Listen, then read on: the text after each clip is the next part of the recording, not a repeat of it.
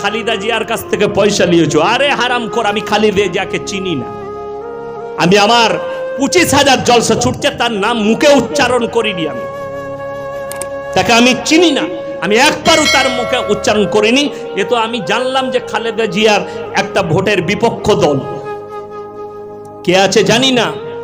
বাংলাদেশের অবস্থা শ্রীলঙ্কার থেকেও খারাপ, আল্লাহর থেকেও খারাপ করবে, মুজিবরের থেকেও খারাপ অবস্থা হবে তার মেয়ের হাসিনা।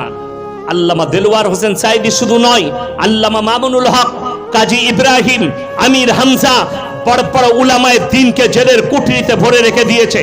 যদি মনে করো একটা আলেমকে মেরে দিয়ে, 10টা আলেমকে মেরে দিয়ে, এদিকে পয়জন দিয়ে আর ইনজেকশন দিয়ে মেরে দিয়ে তুমি যদি মনে করো দেশে রাজত্ব করবে পৃথিবীতে, তোমার থেকে বড় জালিম ফিরাউন ছিল, তোমার থেকে বড় জালিম নমরুদ ছিল। আল্লাহ যাদের রাজত্বকে মিটিয়ে অভিশপ্ত করেছে, হাসিনা তুমি হবে পৃথিবীর একজন অভিশপ্ত নেতা, অভিশপ্ত হবে তুমি চিরজীবন।